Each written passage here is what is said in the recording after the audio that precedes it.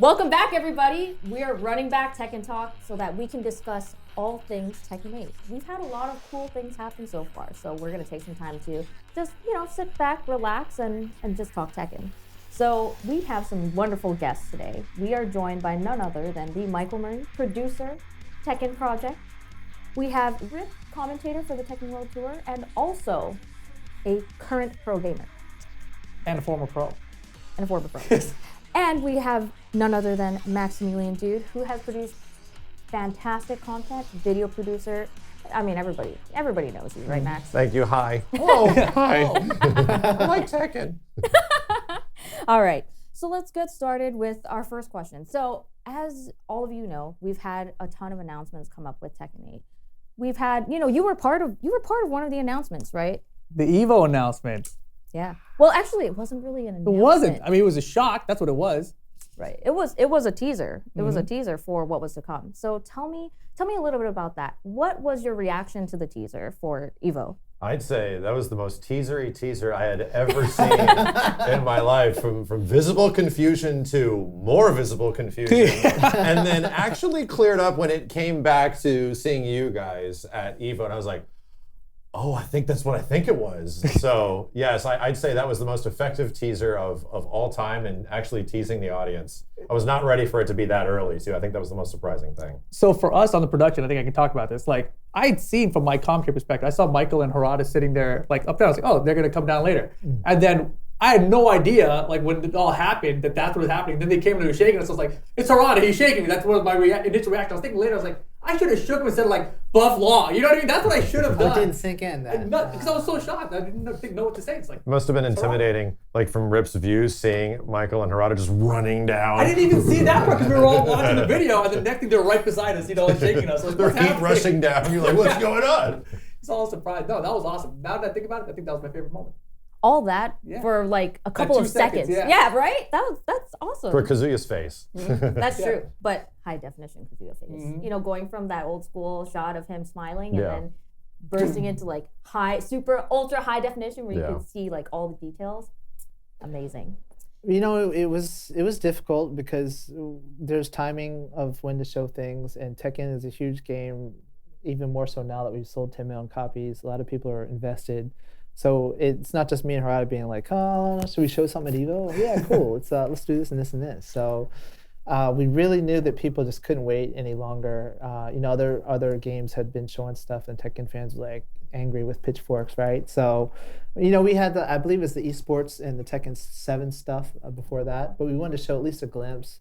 And I'd actually been trolling people a little bit before that. I had that shirt with the Kazuya face that I like a lot. I think I've seen Rip wear it as well. I was wearing it that Evo, so it was like Rip knew. I was like, I had no idea, dude. I just was wearing the shirt. Smiley Kazuya, right? Yeah. Like Tekken 1, okay. So I knew the community always kind of loved those little memes and things, and I thought that might be kind of a good intro to show enough that they know that we're actually working on it, so maybe they'll calm down, but not too much that, a lot of our plans might affect it, so. Yeah, but that was just like we mentioned before, that was just like the smallest piece of Tekken 8 that we had seen so far. Right. And then we had another reveal. We had the PlayStation reveal, which actually revealed Tekken 8, right? That was crazy. Yeah, and that had the fight scene, the entire fight scene. So tell me a little bit about that. What were your thoughts? What was running through your mind as you watched that fight scene? I'd say for me, it was the visual difference between obviously Tekken 7 moving into Tekken 8. I think the striking visual comparison was that, wait, what are we looking at all of a sudden? Like this is the tried and true Bandai Namco logo, Jin and Kazuya fighting, but on a stage and a scale that is way different than before. So at one point I was like, oh, I think this is like story mode stuff. It could possibly be something related to story, because this is like the moment between these guys. Right. Like this is the whole point, is that the father versus son battle now continues to the next lineage. And I feel like everyone doing frame by frame analysis, looking at every single, it's the similar, but it's different. Like that part is so much fun, right? It's so much fun just finding all the minute details and how much Tekken is going to be changing moving forward into Tekken 8. Awesome. One of the most recent trailers that we've seen is from the Game Awards, and that revealed Jun Kazama, right? And that also revealed a whole bunch of other characters. What was your reaction when you saw your very first look at that roster. I mean, the roster was like impressive, obviously, right? It's always fun to see all the old character turn, but for me, it was like the stages. The stages was just so vibrant, like everything was like popping out, right? The stage is exploding, of course. You see, I think then that one, because he is like driving Jin down through the building. Was it the other way around? One of the other. I think it might one have of been those the other way double guys. around. Yeah. Yeah. So, but regardless, just the destruction all over the place, plus the stages. That's what stood out to me visually, because that first trailer from the PlayStation, again, visually was just like a moment with, okay, this is going to look completely different than Tekken 7 does. And now when you go back to Tekken 7, you're like, yeah, I'm waiting for that update, So, speaking of the characters, we have seen a whole bunch of characters revealed since then, right? And today, both of you have, seen our newest character reveal for Xiao Yu. Tell me a little bit about that. What were your thoughts when you saw Xiao Yu on the screen? I'd say we're looking at these characters that are being added to the game, and a lot of them are the tried and trues, like the classic warriors, between Tekken and the OG characters. And to me, Xiao Yu is the pinnacle T3 character next to like Jin, right? These two have been in Tekken for so long. So to me, it's like, oh, makes perfect sense, right? This play style in the game, this character in the game, this is a legacy thing that even though 3 games into Tekken still is absolutely a legacy thing, because that's where Tekken really changed. And I really think that we still, have a lot more to see in that fashion before we see anything new and crazy, because there's completely new designs, completely new moves, completely new move sets for characters that we haven't really seen too much of before. And that's exciting. I think it's more exciting now than ever to see Tekken characters doing traditionally Tekken things way different than we've seen for the past like 3, maybe even 4 games for the most part. Yeah. Well, Michael, that actually brings up a great question for you. Tell me a little bit about how the character design has been approached for Tekken 8. Right. So, I mean, it's been quite different. Everything's been quite different. These guys have been playing for so long, they're probably aware of it, but Tekken has always been a Japanese developed game. It's always been developed for the arcades, which, used to be not only Korea, Japan, and Asia, but it also used to be North America or West Europe, etc. So this is the first time that we're not releasing first in the arcade, right? And this is also, Tekken 7 was extremely popular. It was a well-received game when we released it, but now people are like, they want to see something that really knocks their socks off. So we had to do something quite different. We took all the character models from Tekken 7, discarded everything, the environments, everything. That was even in UE4, now we're in UE5.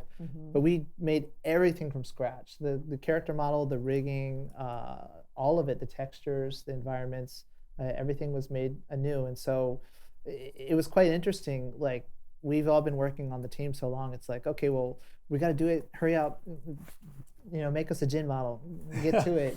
And then you look at Jin, you're like, that's not Jin. It's so, Harada and me and the constant, everyone, we're tweaking little tiny details about all the character models until they get to where everyone's like, oh, that's Jin. So people just look at it and see Jin, but they don't realize like how much it took to build it from nothing to where it is. And then on top of that, to make it just look amazing compared to anything we've done so far. Just the level of the graphics means that the attention to detail that you have to put into the facial animations and the lighting and the hairstyles and everything is just so much different, right? So, but to see that all come together and see it in motion, and I've been seeing it for so long, but then to actually be able to have them see it and to see their reactions and be like, okay, it was worth a lot of these difficult decisions of starting over. Because we can't make everyone wait 5-6 years from now for a new Tekken, right? Yeah. So it's a lot of different things that you have to consider moving forward. But I was so happy and relieved at the same time when I saw the reactions. And even today, these guys are, oh my God. And I'm like prompting them or anything, right? I'm just playing Tekken with them. And just to see that excitement, it really makes me confident that people are going to love the game when it comes out. I love to hear it. So now that you know that they have put all of this detail into every single character that they're revealing for the game, tell me, what is your favorite character so far out of all? I mean, this is such an obvious question for Rip. So let's just go to Max. Rip, why do you love Nina so much? Nina Williams, dude, those guns. No, I mean, obviously Law, right? Like, he's been my character forever, like over 20 years. But this version of Law is like peak Law. It's amazing. I can't get over it. Like, when I first saw him, I was like, he's too strong. He looks way too buffy. But I don't even notice that part of it at all anymore. It's like the way he's been redesigned, the moveset that he has now, it's like refreshing in a way. Because I felt like even with Tekken 7 going from 6, like incrementally those small changes here and there, but this feels like he's so much different now. It feels like a new character again. And prior to this, honestly, I was telling people, I think in Tekken 8, I might actually try a different character, move away from Law. And now I'm like, no, Law's got way too many cool things. I'm sticking with Law again. So Is that because, did he get Forest Law stuff as well? Is there are they mixed together? They've added like a couple moves from Forest, maybe one for sure. But there's literally entirely new moves that Law didn't have, but also new strategies you can use with Law that didn't exist before either. So it's this new combination of using the character that makes me still interested in using him again. Awesome. Well, Max, what about you? We've heard from Law fan number 1. What are you the number 1? Yeah, Law fan number 2. Watch this. It comes from a weird place as a Tekken 7, Noctis main, and that play style hasn't exactly been represented yet in the game. But I would say the Jin trailer turned a lot of heads, and it did the same thing for me. Jin was a character that was obviously, I'm one of those weird guys that was like a Tekken 3 and Tekken Tag Jin fan, and then his playstyle got kind of changed in 4, and then came back in the form of Devil Jin later on. So I didn't like Devil Jin. I just didn't like the horns. What? It's just I'm sorry. All Just didn't like the horns. Blasphemy. A real So Jin I player. had a character crisis for a long time, and I just couldn't find a character to essentially hover on. There was Lars in Tekken 6 and Noctis in Tekken 7, but the new Jin trailer really did a lot for me, and it seemed like a lot of his gameplay was being consolidated in ways to make Devil Jin moves combine with this one, because it's clear that Jin is merging with 2 personalities kind of now. And after putting some time in and getting to check out the character, it feels like Jin is a much more approachable version of the character that I was kind of looking for. That I can feel a little bit of stuff in June and all these other characters that Jin kind of had before, but now it's like, this dude feels really unique. And I like it. I feel like I'm playing a completely different character. Well, you remember why, right? I mean, if people played 7, the story arc saw that Jin has always been different from Kazuya, that he couldn't really control his powers, right? He would just get totally pissed off, and he had access to it. But we saw him slowly gain control over the powers, right? So that's why you see that kind of transition there. You made Jin a good guy, right? And it was kind of a big thing for him. I don't know why. I would never like Kazuya because he's a bad guy. He's a bad dad, bad guy, man. So I love bad guys. I get it. Tekken loves bad guys. So I just like seeing Jin have a story arc and come around. So weird things like that will have an impression on me. Let me ask you, not them. Do you think Devil Jin will be in this game? I don't. You don't? I don't. I'm going to make a hard call. I know there's a community discussion about whether the character can be in the game or not. I don't think there's enough Devil Jin in this version of Jin where maybe that isn't in existence, but I think that I'm going to make a bold call here that I think Jin's going to be like he's going to be just Jin, right? He's just Jin. I'm leaning that way too, I think. All right. But I want to see Devil Jin back. Money down. Michael, do you have anything to say about this? Jin is just so cool this time around. I haven't really played Jin, the normal Jin, by himself that much. I mean, occasionally, but not a main character. But the way he looks is just amazing. I mean, obviously Harada and myself and Nakatsu say we would like this and that. But then the way the artists interpret that and do it might be somewhat different, right? But this time when I saw the Devil Wing, that kind of red glow where it comes in and then fades out, and just little things like that, his rage arts, I just fell in love with the character. I'm like, wow, this guy is awesome. So even if Devil Jin didn't make it, that'd probably be my new character. But I don't know. I always loved that character, Devil Jin. Who knows? We'll see. Okay. Well, Max and Rip, we have Michael stuck here in this room with us. We have Harada-san maybe outside, so it's time to manifest right now. No guarantees here, but I want to know, who do you want to see in Tekken 8? I'd say, for me personally, obviously I really dug Noctis' playstyle just because it was so flashy, right? Final Fantasy 15 was a cool game and Noctis was an okay character, but that playstyle was just like, wow, this is a Soul Calibur character in Tekken right now is what it felt like. And being able to accomplish that feel I thought was really, really incredible. So I just stuck with the character for the longest time. I would like to say I'd be excited for something like that, like a playstyle that utilizes that. And we've already seen in Tekken 8 that the use of weapons in some situations, while traditionally not all over the place in Tekken, happens a bit more now. Nunchucks and guns and all these kind of really cool accoutrements that might not have been seen before. So I'd say for me personally, the guest characters in Tekken 7 were really something special. And it blew that game up into a degree that launched it into the stratosphere, right? So I would be really excited just to see whatever could possibly show up in Tekken 8. All right, so Michael, you heard him. They love guest characters. But tell me, what Tekken mainstay character would you most want to see? That one's easy for me. It's Bruce. Josie's cool and all, but I just can't stand her crying. If you guys make her stop crying, maybe Josie can stick around, but maybe Bruce can come mentor her or something, But she needs the back two if she's sticking around. Bruce's back two is like, it's an iconic Tekken move that's just been missing. Yeah, it feels great. Maybe just we just missing give right Falcon Rom that maybe then, huh? No. Let's not talk about him again. I don't think he needs to come back, but Bruce would be good. Bruce would be good. I'm gonna have to stick up for my friend Kenny Unruly, and have to say that Eddie Gordo is a mainstay, like he should be in the main roster. You don't have to wait for him. Maybe if he actually shows up in some way, I'm gonna stick up for him. Eddie, it's weird to have like a Tekken game and Eddie isn't there, and even though he was there at the launch of Tekken 7 for sure on console, but the For early Tekken 3, versions, he was so iconic too. exactly. Yeah, I get it. And the early versions of Tekken 7, which were arcade based, it took a while for the character to eventually show up. So I'm gonna stick with him. I think Eddie, it really feels like Tekken when Eddie shows up. And a lot of people still want Christy too. I'm gonna say you're one of those guys. No, I'm not. That's a lot of people, not me. But it's fine either way. Yeah, I mean they're both unique characters. Eddie, I've always liked too. You know that he was one of the poster boys for Tekken 3, and Harada and I have often had people tell me they started Capoeira because they liked That's Eddie amazing. so much, right? So just to see that, even from people when we went to Brazil, they said that is pretty amazing. So I mean, we'll see. It depends on how many fans there are. It's not like Harada and I just like pull out of a hat or our personal preferences. It depends on. It's always Ganryu. It's always about how many people actually want to see the character back, and that determines not only if they show up or not, but what kind of order as well. So we'll Forest see. Law has a chance. You said that, not me. Well, there's a lot of characters that could possibly be in the game. So, I mean, everybody send your hopes, or maybe, I don't know, tweet at them or something. Yeah, Get definitely. Get your I mean, request in. Sometimes maybe Harada and I haven't thought of a particular person, so it's probably more effective to say someone new than rather to keep tweeting the same person over and over. So just an idea, but you know, we're open to ideas. So Hashtag where's Kuma? Kuma, yeah, he did win the 2018. He was a world That's champion. right. Yes. He is a world champion. Well, speaking of actually playing the game, both of you have had the opportunity to get hands-on with the game today. So tell me, what was that like? What are your initial thoughts and feelings about Tekken 8 as to how it feels?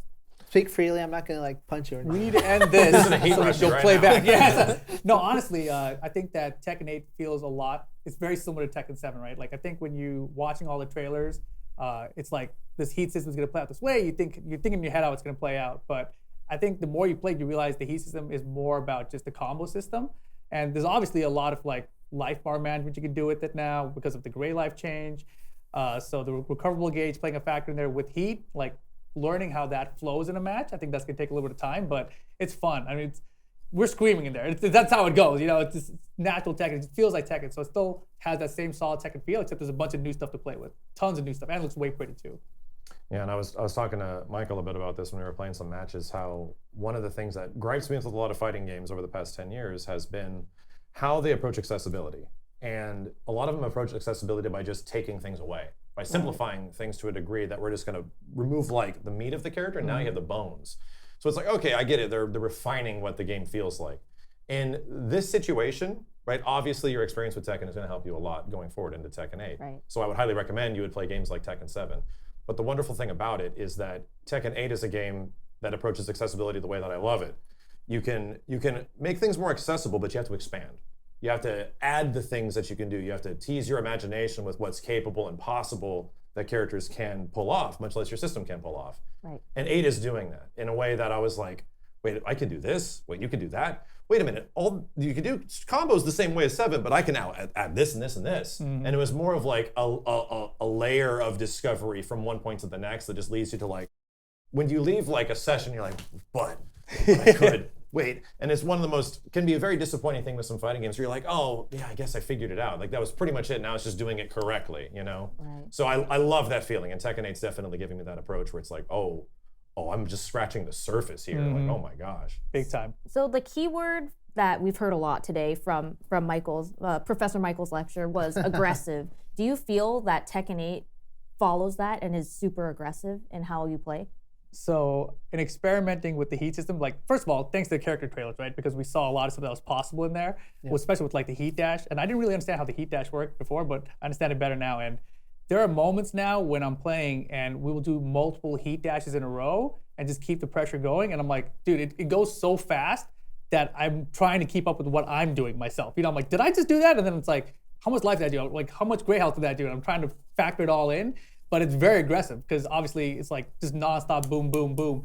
And when you get to that kind of a flow, it's so much faster than Tekken 7 even feels like at times. And it's very intense because it's obviously always really close action when that happens. So it's fun. I'll say that much for now, but it's definitely aggressive.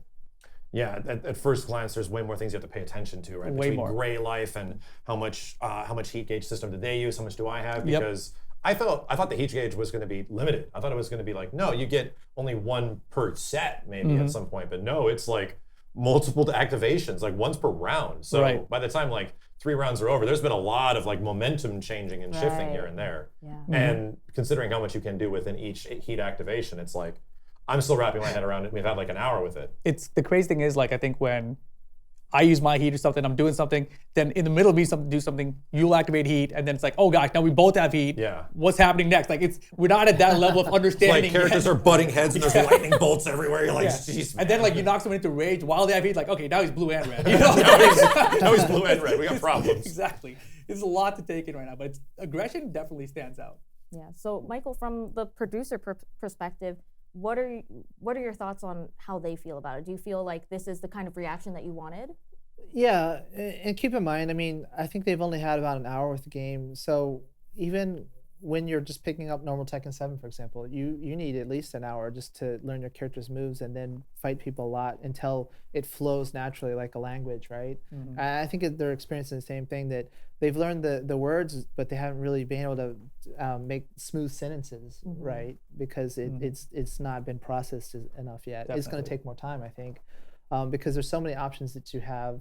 Like they said, you have you can go into even different ways you get into heat state, right? The heat burst, or whether you do the heat engager, changes how much you can use. And like Max was saying, maybe he's in the heat state and he doesn't like burn through it as quickly because he doesn't do some of the actions that maybe Rip would do.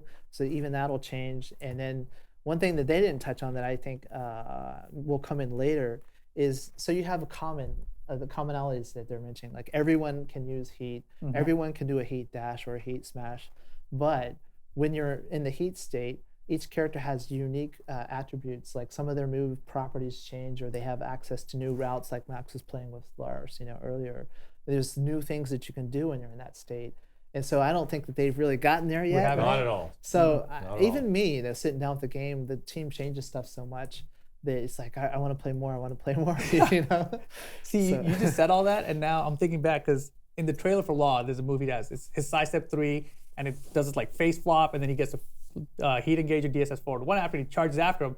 And I was like, and everyone's like, oh, it's a natural counter hit combo. And I was like, that's the first thing I tried. I was like, it's not a natural counter combo, but I didn't try it in heat. So now I got to go try it in Changes the heat properties, to see if it's different like that, And which I that's- don't know if it is. That is the Yeah. most fun thing about heat. When you're in heat mode, I'll just, even the most basic things, the most standing 1, standing 4s, like mechanic sidesteps, they all change properties. And then it isn't just like a gameplay mechanical change. You get cool visual stuff that also happens at the same time, because you get this big list of heat moves and attacks. Right.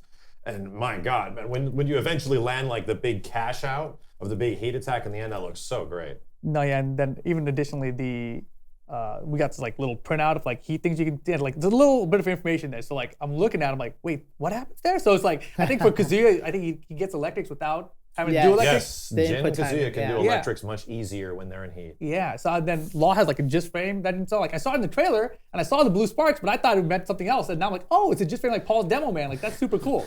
So When yeah. is it kind of fun? Like even I did this. Is you look at the trailers, because that's like Mishi Master and other people that know how to Yeah. do it, and then you try to find out how to do it when you get your hands on it, right? I still haven't figured out one of the moves. Like I saw it in the trailer, like that's the different arm, but I can't find it. So I got to go through the move list. But yeah, there's a lot of cool stuff. Those trailers are really well done. The Law one, I'm telling you, they're messing with me, man. Because I was looking like they didn't put that in the game. I thought they put Law's auto parry back in. It's a new parry. They changed it, so it's cool. They're very good. They know what they're doing. We sat there and we activated hate mode, and I started doing electrics. I got like 4 in a row. I'm like, damn, I've gotten better, right? I'm good. Paid And off. Mike's like, those are easier at hate mode. I'm like, oh, still cool. Well, another thing to expand on that Max was talking about, but also Rip and I were talking about earlier, is, there's ways we can't keep Tekken 7, right? People love the game, but that doesn't justify it being an 8. And all this stuff that we're talking about sounds cool, but maybe some people are like, wow, that's a bit too much. I have a hard time with fighting games already. But I think what's different is, for example, Tag Tournament 2 was a game I loved, There was so much stuff you can do, kind of like with this game, there's so much stuff you can do. But there was so many differences, like you had to, well, you didn't have to, but most people wanted to use 2 characters, and they're all kind of mechanics that were maybe difficult for people who were just new to the game.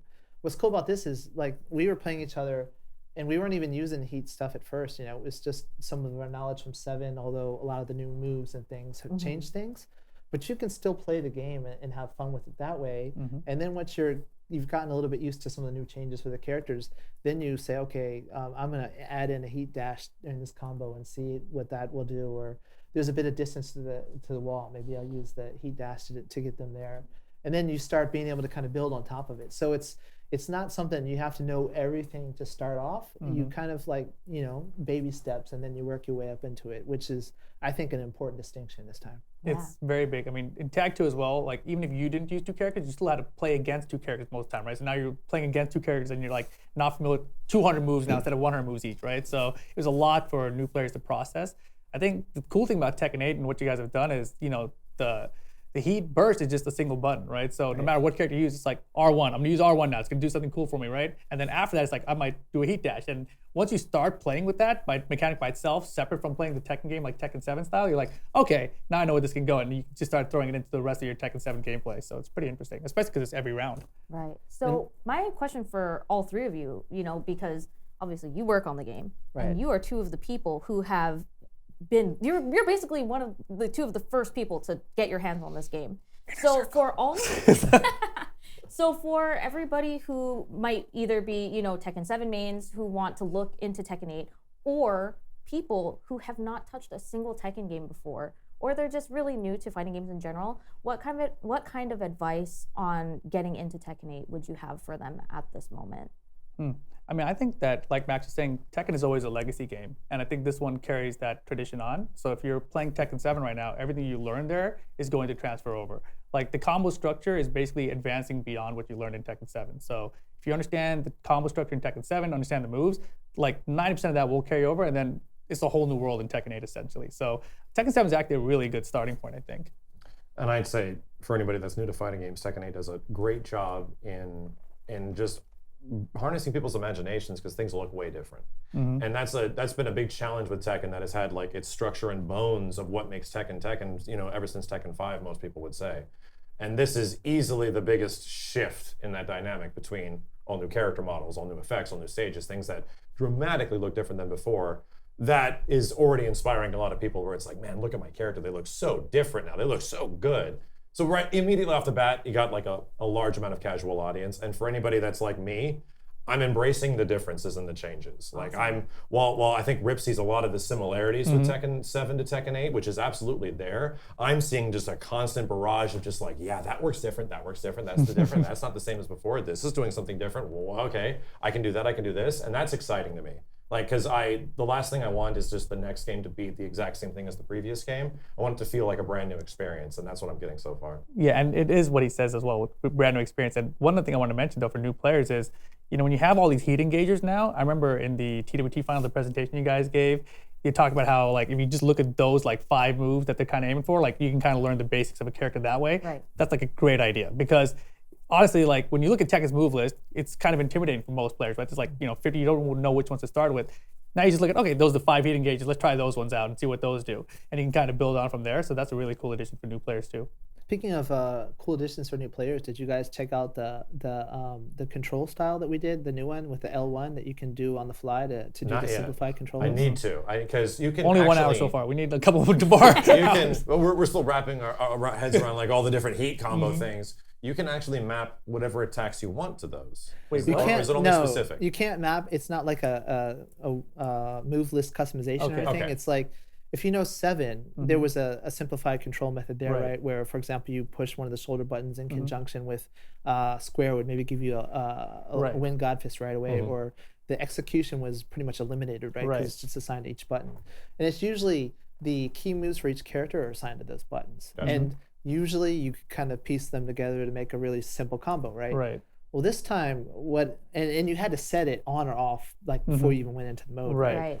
Now you can go in the mode and you can do it on the fly. You can switch back and forth between the traditional style or the kind of simplified controls. And the simplified controls, You can even like jam on triangle to do like a rudimentary combo. So it's more like a normal action game. How do you feel to activate it? Just L1. L1. Wow. And it just goes, yeah. Interesting. And it even So if I'm in kind of- tournament and I'm stressed out, I'm like, I'm not gonna hit out some easy mode. you could, L1 and you triangle, could. triangle, triangle. Okay. But you don't have the 80 to 100 moves Right, in right. that You're just instance, limiting. right? Yeah. Interesting. So and it even transitions. So like, you know how you have access to new moves when you're in the heat state, right? Mhm. So Oh. that palette actually Wow. transitions to that version when you're in heat to give you the better move set, Gotcha. and et cetera. So it's pretty interesting. So I have to ask, because everyone's immediately, I'm reading into the minds of everyone that's Okay. watching this.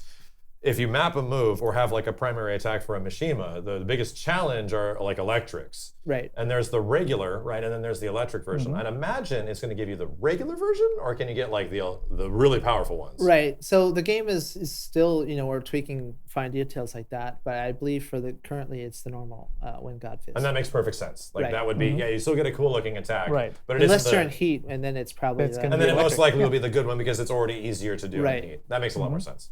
So, I mean, the main idea is for people who are new to the game, but like you were saying, maybe Rip he doesn't know Lucky Chloe, but he's playing with a friend. I and don't. he's like, Sorry, I don't like it. I want to pick Lucky Chloe, and then he can just turn on L1 and use the most popular moves and get a feel for the character. Sure. Maybe Chloe he likes confirmed. Lucky Chloe and wants to learn her later. Who knows? You love Lucky Chloe, that's good. I do actually. She dances very well.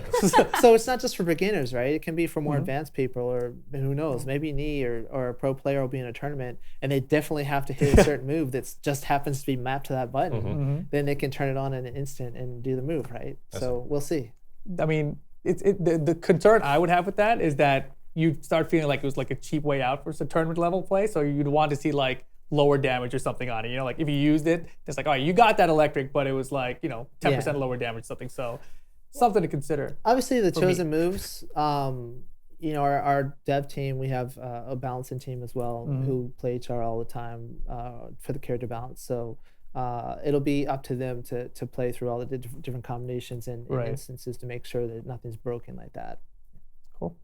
Awesome. Well, we have had a lot of information today, and I have so much appreciation for both of you playing the game and giving us your thoughts, because, I mean, like I mentioned, I just want to go play some more. like I mentioned, He's like- you two are the first two of the first people to get your hands on the game. So hearing your insight is really cool for me, because for us, we hear it from like a developer perspective. So hearing it from you guys who love fighting games, love Tekken, it's really awesome. I really appreciate it. So thank you so much to both of you for being here today, Max and Rip. you. Giving us your feedback and telling us your thoughts on Tekken and really hyping us up for it. Like I got a Does lot it of hype itself, from dude. Tekken is bringing us into the actual like next generation of fighting games, like true next gen. It's exciting. Yeah, but we really appreciate you being here. And once again, thank you, Michael, for all of your insight as well, into the development process, into the thought process behind all of these new things for Tekken 8. Thank you so much for being here. I'm excited, and I just love to be able to tell people about some of the cool stuff we're working on. So Yeah, Thank and you. this is just the first Tekken Talk. We have plans to hopefully do this more in the future. So for those of you who are interested in hearing more about Tekken 8, make sure that you tune next time, and also make sure to join the Tekken Discord, and you can also follow Tekken on Instagram and Twitter as well. So thank you very much, and this is the first Tekken Talk. Let's wrap it up here. Bye, everybody.